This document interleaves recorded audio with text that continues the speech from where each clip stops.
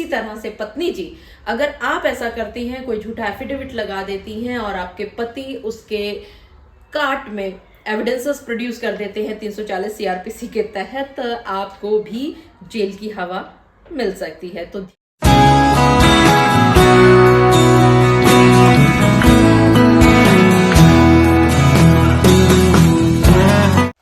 जब नई नई शादी होती है तो कुछ समय तो एक दूसरे को समझने में, एक दूसरे के साथ घूमने फिरने में, मस्ती करने में निकल जाते हैं और वो सुनहरे दिन कभी वापस नहीं आते, क्योंकि कुछ समय के बाद आप दोनों यानी पति और पत्नी एक दूसरे को समझने लगते हो और जब आप समझते हो तो एक दूसरे की कमियां भी नजर आने लगती हैं और वहीं पर नुकसान होना शुरू होता है, यानी आप दोनों की लड़ाई झगड़ा शुरू होता है और बाय वन गेट फ्री शुरू हो जाता है। जी हाँ, आप सभी ने ठीक समझा। आज के इस वीडियो में मैं आपको समझाऊंगी कि buy one get two free क्या होता है और एक ऐसा केस 125 सीआरपीसी का यानी कि भरण पोषण का केस जिससे आप सभी लोग डरा करते हैं बहुत बुरी तरह से, उसकी क्या स्टेजेस हुआ करती हैं, आज इस पर विस्तार से चर्चा करेंगे। मैं एडवोकेट मोहिनी मोना आप सभी का पुनः स्वागत करती हूं और आप सभी देख रहे हैं आप सभी का पसंदीदा चैनल मोहिनी मोना एडवोकेट। अगर आपने मेरे इस चैनल को अभी तक सब्सक्राइब ना किया हो या आप मेरे इस चैनल के लिए नए हैं तो इसको जल्दी से जल्दी सब्सक्राइब कर दीजिएगा ताकि आपको इसी तरह के लीगल इन्फॉर्मेटिव वीडियोस की नोटिफिकेशन सबसे पहले मिल सके। अब देखिए, भरण पोषण का जो केस होता है वो काफ़ी सारे सेक्शंस में किया जा सकता है और जिसमें सबसे ज़्यादा जो पॉपुलर सेक्शन है वो है 125 सीआरपीसी का केस। इसके साथ साथ under section 24 Hindu marriage act के तहत भी आप ये केस कर सकते हैं, घरेलू हिंसा के केस में भी कर सकते हैं। इसी तरह से मुस्लिम्स के लिए अलग एक्ट है और स्पेशल मैरिज एक्ट भी एक अलग से है जिसमें भी अलग अलग सेक्शंस दिए गए हैं। उसमें भी जाने से पहले हम बात करेंगे buy one get two free क्या होता है। जब भी किसी लड़की को किसी भी ससुराल के व्यक्ति के साथ किसी भी बात को लेकर के नाराजगी होती है तो एक केस जो उसको सबसे अच्छा लगता है, क्योंकि वो उसमें सबसे ज्यादा परेशान कर सकती है ससुराल पक्ष के एक एक व्यक्ति को, और इतना परेशान वो इसलिए भी करती है क्योंकि उसका जो असली मकसद है कि आपको प्रेशर में लेकर के आए और आपसे से ज्यादा वो पैसे लूट सके, इसके लिए वो 498A का केस करती है। इसके अलावा एक और केस जो आप पतियों को भुगतना पड़ता है वो है 125 सीआरपीसी यानी भरण पोषण का केस, और इसके साथ साथ घरेलू हिंसा का केस भी किया जाता है। लेकिन आपने अक्सर ये महसूस किया होगा जो मेन केस हुआ करता है वो हमेशा 498A सेक्शन की एफआईआर हुआ करती है बाय वन, और गेट टू फ्री का मतलब ये हो गया 125 सीआरपीसी भी आने वाला ही होगा और डोमेस्टिक वायलेंस केस भी आने ही वाला होगा। ये आपको मुफ्त में साथ में मिला करते हैं, ये एक पैकेज चला करता है ज्यादातर जो कि हम कोर्ट में देखते हैं। अब अगर हम बात करें कि ये जो 125 सीआरपीसी का जो केस है, भरण पोषण का जो केस है, उसकी मेन स्टेजेस क्या क्या होती हैं, तो सबसे पहले तो आप ये देखें कि कौन कौन किस किस पर केस फाइल कर सकता है। कोई भी वृद्ध माता पिता अपने बच्चों पर भरण पोषण के लिए केस फाइल कर सकता है। कोई अविवाहित लड़की जो है वो अपने माता पिता पर भरण पोषण का केस दायर कर सकती है, और इसी तरह से कोई भी पत्नी अपने पति पर भरण पोषण का केस दायर कर सकती है। लेकिन इन तीनों ही सूरतों में जो भरण पोषण मांग रहा है द्वितीय पक्ष से, उसको ये बात साबित करनी होगी कोर्ट में कि वो सक्षम नहीं है अपना गुजारा चला पाने में, और सामने जिस व्यक्ति से वो भरण पोषण मांग रहा है या मांग रही है वो व्यक्ति आपका गुजारा चलाने में भी सक्षम है, उनके पास पर्याप्त साधन है। तो सबसे पहले कोर्ट में केस दायर करने के लिए आपको एक पिटीशन दायर करनी होगी। उस पिटीशन में आपको द्वितीय पक्ष का पूरा एड्रेस लिखना होगा, उसका फोन नंबर लिखना होगा, उसका ईमेल एड्रेस लिखना होगा, और इसके साथ साथ जब आप आ रही हैं कोर्ट में, तो आपको भी, और आप अगर बच्चे को भी लेकर के आ रही हैं, बच्चे का भी आप भरण पोषण मांग रही हैं, तो आप दोनों का पूरा पता, पूरा का पूरा, अगर फोन नंबर है तो वो फोन नंबर, ईमेल एड्रेस है तो वो ईमेल एड्रेस इत्यादि लिखने होंगे। यहाँ एक बात और भी है, कई बार ये भी देखा गया है कि किसी पत्नी के पति की मृत्यु हो गई है, तो यहाँ पर आप ये ध्यान रखें कि वो पत्नी अपने ससुर पर भी भरण पोषण का केस कर सकती है। लेकिन हम आज के इस वीडियो में सिर्फ उस बात पर चर्चा करेंगे जब पति जीवित है। तो आइए देखते हैं कि क्या क्या होता है, कैसे कैसे होता है। उसमें जब आप पिटीशन फाइल करती हैं, आप महिला, तो उसमें आप अपने बारे में सारा विवरण देती हैं, कब कब शादी हुई है, कैसे कैसे आपके साथ क्रुअलिटीज हुई हैं, क्या क्या हैरेसमेंट्स हुई हैं, कैसे आप अलग रही हैं, और फिर उसके बाद आप बताती हैं कि आप इतनी पढ़ी लिखी हैं और आपके पास कोई भी गुजारे लायक कोई नौकरी नहीं है, आप कहीं पर नौकरी नहीं करती हैं, और अब आप इस समय पर क्योंकि अपने पति से अलग रह रही हैं इतने दिनों से, तो आपको गुजारा भत्ता के लिए पैसा दिलवाया जाए। वहीं साथ में आप ये भी बताती हैं कि आपका पति इतना पढ़ा लिखा है और ये फला फला जगह पे नौकरी करता है, इतना कमाता है, और क्योंकि वो इतना कमाता है तो उसका ये कर्तव्य है और आपका ये अधिकार है कि आप उससे भरण पोषण के लिए पैसा मांग सके। और इसके साथ आप एक एफिडेविट भी लगाती हैं, और उसके बाद एक अंतरिम मेंटेनेंस के लिए भी आप एक एप्लीकेशन लगाती हैं। सारा चीजें वही लिखी जाती हैं, सिर्फ एक चीज उसमें लास्ट के पैराग्राफ में अलग होती है कि जब तक मेन केस में कोई भी डिसीजन आता है तब तक के लिए इतना पैसा बांध दिया जाए, जिसमें आप कानूनी खर्चा भी मांग लेती हैं, आने जाने का खर्चा भी इत्यादि मांग लेती हैं। तो मानते हैं कि आपने ये पिटीशन कोर्ट के अंदर दायर कर दी। पिटीशन दायर करने के बाद जब ये कोर्ट में दाखिल होगी तो वहां पर आपकी सारी चीजों को चेक किया जाएगा कि आपने प्रॉपर डॉक्यूमेंटेशन लगाई है कि नहीं। जैसे कि अगर आप ये कह रही हैं कि आपका पति फला फला जगह पर काम करता है, इतना कमाता है, तो आपको कुछ दस्तावेज भी वहां पर लगाने होंगे कि आपका पति इतना कमाता है और ये रहे दस्तावेज। इसी तरह से अगर आपके साथ कोई भी ज्यादतियां हुई हैं तो आपने अगर कहीं पर कोई कंप्लेंट की है या कहीं कोई FIR दर्ज है या जो भी आपके साथ हुआ है, वो सारे दस्तावेज आपको यहाँ पर लगाने होंगे। इन सभी चीजों की बकायदा कोर्ट में चेकिंग होती है। अच्छी तरह से चेक करके इस केस को रजिस्टर कर लिया जाता है और उसको एक केस नंबर दे दिया जाता है। केस नंबर देने के बाद आपका जो ये केस है जज साहब के सामने पहुंच जाता है, और वहां पे जज साहब के सामने जब आपकी पत्नी और उनके जो वकील साहब हैं वो पहुंचते हैं और वो सारी की सारी घटनाएं बताते हैं, और वो बताते हैं कि कैसे कैसे आप पीड़िता हैं और आपको पैसे की जरूरत है और पति से इतना पैसा दिलवाया जाए। जज साहब केस को सुनने के बाद इसको एडमिट कर देते हैं और सम्मन्स इशू का एक ऑर्डर दे देते हैं। जब सम्मन्स इशू का ऑर्डर हो गया है तो तब आपको प्रोसेस फी जमा करनी होगी।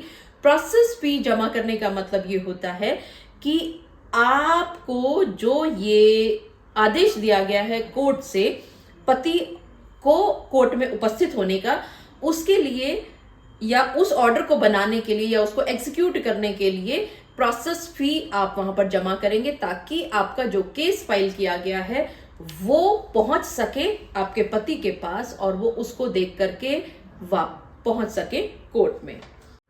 मान लेते हैं कि सम्मन्स अब आप पति ने रिसीव कर लिए हैं, और रिसीव करने के बाद आप कोर्ट में पहुंचते हैं, और अगर आपको पिटीशन की कॉपी यानी कि जो वो केस फाइल किया था आपकी पत्नी ने आपके विरुद्ध, उसकी कॉपी नहीं मिली है तो आप वहां से बकायदा केस की कॉपी ले सकते हैं, और उसके बाद आपको अगली तारीख मिल जाएगी।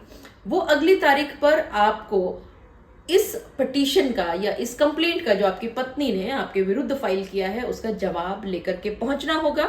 अगली तारीख पर जज साहब देखेंगे कि आपने इंटरिम का भी जवाब दे दिया है और मेन केस का भी जवाब दे दिया है। उसके बाद कोर्ट ऑर्डर करेगी आप दोनों को कि आप दोनों अपना अपना डिटेल्ड इनकम एफिडेविट जमा करें, जिसमें आप अपनी सारी की सारी लायबिलिटीज, अपनी सारी रिस्पॉन्सिबिलिटीज और आप कितना खर्चा कर रहे हैं, यानी कि पति भी और पत्नी भी दोनों लोग जमा करेंगे अपनी आय व्यय का विवरण पूरा देते हुए। यहाँ पर आपको एक बात बहुत ध्यान से समझना होगा कि आप अगर झूठा एफिडेविट फाइल करते हैं, चाहे वह आप पति करें या चाहे आप पत्नी करें, तो द्वितीय पक्ष यानी मान लेते हैं कि पति ने झूठा एफिडेविट फाइल किया है, तो पत्नी उस झूठे एफिडेविट में कहां कहां क्या लिखा हुआ है, वो कैसे गलत है, उसके अगर प्रॉपर एविडेंसेस कोर्ट में पेश कर देती है और साथ में 340 की दरखास्त लगा देती है, तो पति साहब आपको जेल भी पहुंचना पड़ सकता है। इसी तरह से पत्नी जी, अगर आप ऐसा करती हैं, कोई झूठा एफिडेविट लगा देती हैं और आपके पति उसके कार्ट में एविडेंसेस प्रोड्यूस कर देते हैं 340 सीआरपीसी के तहत, आपको भी जेल की हवा मिल सकती है। तो ध्यान रखिएगा, झूठा एफिडेविट फाइल बिल्कुल भी किसी भी हालत में ना कीजिएगा। और उसके बाद आप दोनों को ही 3 साल की अपनी पूरी की पूरी अकाउंट डिटेल कोर्ट में जमा करनी होगी, जिसमें आप कुछ भी नहीं छुपा सकते। और इन सभी चीजों को देखने के बाद जज साहब आर्ग्यूमेंट के लिए एक डेट मुकर्रर कर देते हैं। उस डेट पर जज साहब सारी चीजों को देखने के बाद कुछ पैसा मुकर्रर कर देते हैं इंटरिम मेंटेनेंस के नाम पर, कि इतना पैसा हर महीने पत्नी के खाते में पहुंच जाए पति के द्वारा। अगर हर महीने पति साहब ये खर्चा पहुंचा देते हैं तो बहुत बढ़िया, और अगर नहीं पहुंचाते हैं तो ये पत्नी इस ऑर्डर के तहत उतने पैसे की वसूली के लिए एक केस लगा देती है। पहली ही तारीख पर चेतावनी दी जाती है कोर्ट के द्वारा कि या तो आप इतने पैसे जो भी बकाया बंदे थे, बचे हुए हैं, वो सारे के सारे दें या जेल जाने के लिए तैयार हो जाए। अब पति तैयार हो जाए जेल में जाने के लिए, वो 1 महीने तक जेल में रहेगा। और ये एक बार नहीं होता है, जितनी बार भी पति, मान लेते हैं कि एक बार जेल में गया और जेल में जाने के बाद उसने पैसे उसकी फैमिली ने अरेंज करके दे दिए, तो वो जेल से बाहर आ गया। या अगर वो जेल में आया था और उसको कोर्ट में जब प्रोड्यूस किया गया, वहां पर उसने पैसे किसी तरह से उसने अपने रिश्तेदारों को बुला करके, जो कि पहले से वहां पर उपस्थित होंगे, वहां से अगर उसने पैसे दे दिए तो भी ये बाहर निकल सकता है। लेकिन ऐसा नहीं है कि पति को सिर्फ एक बार ही जेल जाना होगा। जब जब जब बीच में पति पैसा नहीं देगा तो उतनी ही बार ये पत्नी वसूली वारंट निकलवा सकती है कोर्ट के द्वारा। इसी तरह से हो सकता है कि पति बीच में कहीं भाग जाए, वो डेटों पे जाना बंद कर दे और वो पैसा ना दे, तो भी वसूली वारंट इस पत्नी के द्वारा निकलवाए जा सकते हैं, इस पत्नी के द्वारा। और यहाँ पर भी पीएफ जमा करना होगा। और ये जो वसूली वारंट है कोर्ट के द्वारा जब जारी कर दिए जाते हैं, तो पुलिस पत्नी के घर में पहुंचती है और वहां से वसूली करके लेकर के आती है। और लीजिए, यहाँ पर पुलिस की एंट्री हो गई थी। जो इतना आपका केस चल रहा था, अभी तक पुलिस का कहीं नामो निशान नहीं था, लेकिन अगर आप ऐसा करते हैं तो पुलिस की भी एंट्री हो जाती है। तो ध्यान रखिएगा, ऐसा आपको बिल्कुल भी नहीं करना है। पुलिस जाकर के, यहाँ पर 2 तरह की सिचुएशन हो सकती हैं। पहला तो कि अगर आप पैसा दे देते हैं, जब पुलिस आपके घर वसूली वारंट लेकर के पहुंचती है, तो आप गिरफ्तारी से बच सकते हैं। और अगर आप वसूली वारंट के बाद भी अगर आप पैसा नहीं देते हैं, तो हाथ की हाथ आपकी गिरफ्तारी हो सकती है। और अगर आपकी गिरफ्तारी हो गई है तो फिर आपको कोर्ट में पेश किया जाता है। शाम तक अगर आपने कोर्ट में पैसे दे दिए तो आप बच सकते हैं, वरना फिर आप जेल जाएंगे। खैर, ये तो रहा कि कैसे कैसे वसूली हुई, कैसे कैसे क्या हुआ। अब हम वापस आते हैं। आपने जवाब दिया था, आर्ग्यूमेंट हो गई, मेंटेनेंस आपकी इंटरिम बंद गई है। इसके बाद जो पत्नी ने रिप्लाई दिया था उसका आप एक रेप्लिकेशन देंगे। आपकी रेप्लिकेशन जाने के बाद प्लीडिंग्स कंप्लीट हो जाती हैं। कोर्ट के द्वारा कुछ मुद्दे निर्धारित किए जाते हैं कि क्यों ये केस लड़ना चाहिए और क्यों नहीं लड़ना चाहिए। क्यों ये केस लड़ना चाहिए, ये सारी बातें पत्नी कह रही है, तो इन बातों को पत्नी ही साबित करेगी। और ये केस क्यों नहीं चलना चाहिए, ये बात कही है पति ने, तो इन बातों को भी पति ही साबित करेगा। ये मुद्दे होते हैं गवाही के। उसके बाद गवाहियां शुरू होती हैं। सबसे पहले, क्योंकि पत्नी ने केस किया था, तो पत्नी साहिबा का एग्जामिनेशन इन चीफ होगा और उसके बाद पति के वकील साहब क्रॉस एग्जामिनेशन करेंगे इस पत्नी का, यानी उनसे सवाल जवाब पूछेंगे। जब पत्नी की तरफ से सारे जो गवाह हैं उनका एविडेंस कंप्लीट हो चुका होता है, तो उसके बाद फिर पति की एविडेंस की बारी आती है, यानी गवाही की बारी आती है। वो भी एग्जामिनेशन इन चीफ देगा और फिर पत्नी के वकील पति से क्रॉस एग्जामिनेशन करेंगे, यानी सवाल जवाब करेंगे। यहां इन सब क्रॉस एग्जामिनेशन में या इन पूरे की जो एविडेंस की प्रक्रिया है, इसमें सबसे ज्यादा ये देखना होता है कि कहां कहां पर मतभेद है, कहां कहां पर किसी भी कारण को जब पूछा गया था, चाहे पति के वकील ने पूछा चाहे पत्नी के वकील ने पूछा, वो कारण नहीं बता पाया, या इन दोनों ने कहीं पर छुपाई हैं कुछ बातें और आपने उसको काटते हुए डॉक्यूमेंट्स वहां पर दिखा दिए, या आपने कॉन्ट्राडिक्टरी बातें कह दी, यानी कि आपने पिटीशन में कुछ और कहा था, रिप्लाई में भी आपने मान लीजिए कुछ और कहा था, लेकिन गवाही में आप सफाई से अपनी बातों को साबित नहीं कर पाए और उल्टा कुछ और कह गए। तो ये सब चीजों को देख के ही ये पता चलता है कि किस तरफ का पक्ष मजबूत हुआ है। इसके साथ साथ यहाँ पर आप ये भी ध्यान रखिएगा कि कई बार आप गवाही में कोई इलेक्ट्रॉनिक उपकरणों से निकली हुई चीजें मान लेते हैं, कोई ऑडियो है, वीडियो है या फोटोग्राफ्स इत्यादि हैं, आप ये भी जमा कर सकते हैं। इसके साथ आपको सेक्शन 65 एविडेंस एक्ट भी जमा करना होगा। और एक चीज का ख्याल खासकर आप पतियों को रखना होगा कि आप पति बहुत शोर मचा मचा करके अपनी पत्नी के चरित्र के खिलाफ जब लांछन लगाते हैं, तो आपके पास इसका एक पुख्ता सबूत होना जरूरी है। अगर आपने पुख्ता सबूत कोर्ट में पेश नहीं किया और सिर्फ अपनी पत्नी पर लांछन लगाया, तो डिफेमेशन केस के लिए आप तैयार रहिएगा। ये सब चीजें होने के बाद फिर आर्ग्यूमेंट्स होती हैं और आर्ग्यूमेंट्स होने के बाद फाइनल जजमेंट सुना दिया जाता है।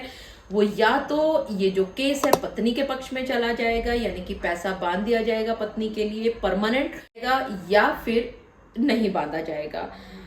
यहाँ पर ये जो केस है खारिज भी हो सकता है और कुछ ऐसी स्थितियां हैं जहां पर पति बच भी सकता है। इन सब चीजों के लिए या इन सब बातों के लिए हम अगले वीडियो में बात करेंगे विस्तार से, क्योंकि ये वीडियो कुछ ज्यादा लंबा बन पड़ा है। मुझे पूरा विश्वास है कि आप सभी को मेरा आज का वीडियो भी बहुत अच्छा लगा होगा। अगर आपको मेरा आज का वीडियो भी अच्छा लगा तो इसको लाइक शेयर और कमेंट करना ना भूलिएगा। और हाँ, अगर आप मेरे इस चैनल के लिए नए हैं तो इसको जल्दी जल्दी सब्सक्राइब कर दीजिएगा, ताकि आपको इसी तरह के लीगल इंफॉर्मेटिव वीडियोस की नोटिफिकेशन सबसे पहले मिल सके। अपना और अपने परिवार का बहुत अच्छी तरह से ध्यान रखिएगा। Thank you, take care, bye bye.